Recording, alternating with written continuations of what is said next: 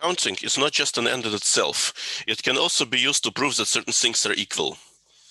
Whenever you can solve a counting problem in two different ways, and the two answers are at least looking different, you get for free that these answers are equal because they solve the same counting problem. And therefore, you can get equalities basically for free from doing counting problems in two different ways. For example, take the counting problem. How many subsets does the set n have? Remember that n is 1, 2, and so on n. So on the one hand, the answer is 2 to the n, as we have recently seen.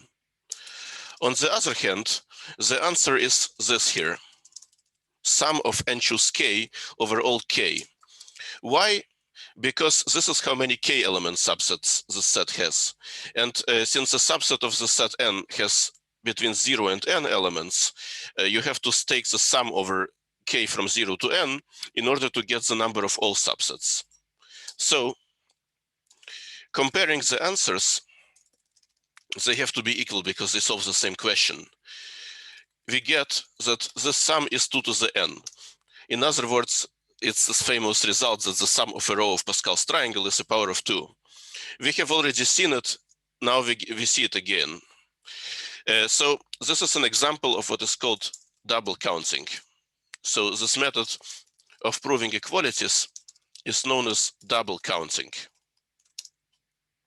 So the idea is to show that the left-hand side and the right-hand side answer the same counting problem. Now, this was a simple example, and we already knew this equality. Let's try something more complicated.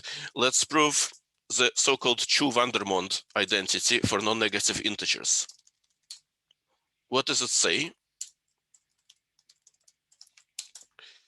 It says the following: let n in n and let x and y in n, so non-negative integers. Then x plus y choose n equals sum from k equals 0 to n, x choose k, y choose n minus k. If you have seen distributions, this kind of sum will probably remind you of a convolution. So this is a sum that ranges over k. Here the k increases, and here the n minus k decreases, like counterpoint. So this is called a convolution, which is why this identity is also called the Vandermonde convolution identity. I'm saying for non-negative integers because we're later going to see that it generalizes to other x and y's. But for now, let's prove it this way. So for example, just to give you an impression of what this says, let's put n equals 2. So you have a 2 here, you have a 2 here, and you can just spell it out. x0, y2 plus xi, yi plus x2, y0. Now anything choose 0 is just 1. So this is 1. This is also 1 for the same reason. And this is anything choose 1 is just the thing itself, so x. And this is y. So it's a nice sum formula for binomial coefficients. And this is a general case. So how do you prove this proposition? Well, seeing what section this is, let's try double counting. So what counting problem are we trying to solve in two ways?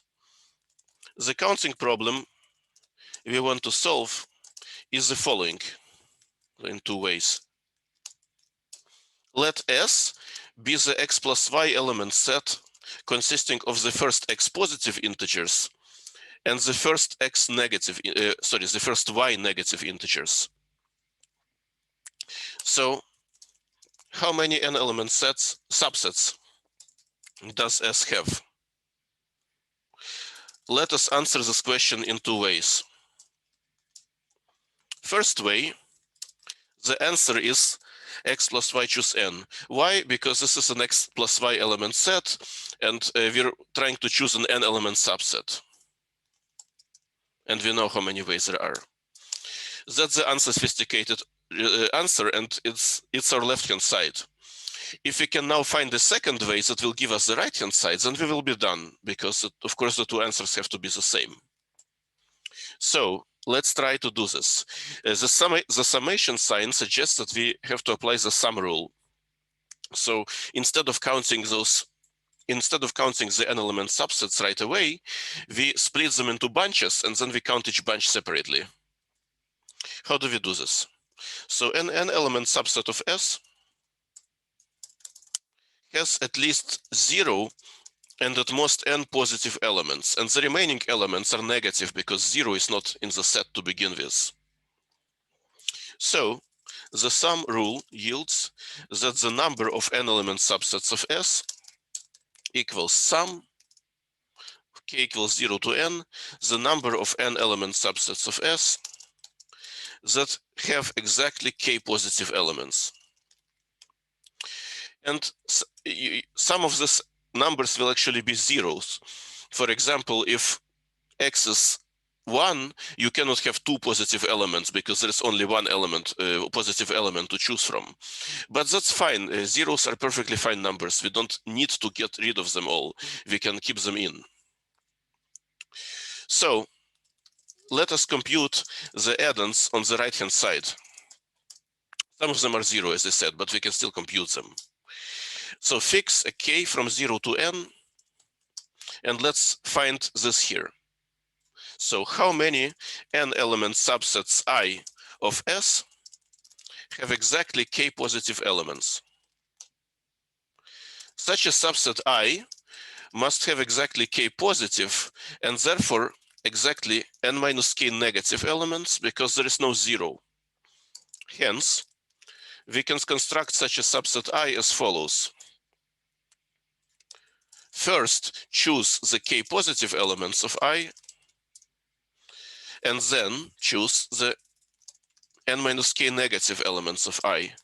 And I'm saying then just to stress that these are two different choices. They're actually independent. Doesn't matter what order you choose them in. So how many options do we have here? I claim that we have x choose k choices because we have to choose k positive elements from the x positive elements that S has to begin with. And if x is too small, then this will be 0, which is exactly what we need. So 0 doesn't give us problems. Now, what about choosing the negative elements? There are y negative elements to choose from, and we want to choose n minus k of them. So you have y choose n minus k choices. Thus, the total number of choices by the product rule is x choose k times y choose n minus k. And since this is a way to construct every n-element subset I of S that has k positive elements, we conclude that the number of such subsets is exactly this here. All right, so now, we have proved this for each k. Therefore, recalling this formula back, we now know that this is x choose k, y choose n minus k, and so we get the sum, which is exactly what we have here on the right-hand side. So we have answered our counting question in two ways. One way gave us the answer this here, and another way gave us the sum. Comparing the answers, we get that they're equal. And this is exactly this the Chu Vandermonde identity. So we will later generalize the proposition by replacing x and y in n to x and y in R or even C or whatever you want. There can basically any kind of numbers will do here. So this is why I'm saying for non-negative integers.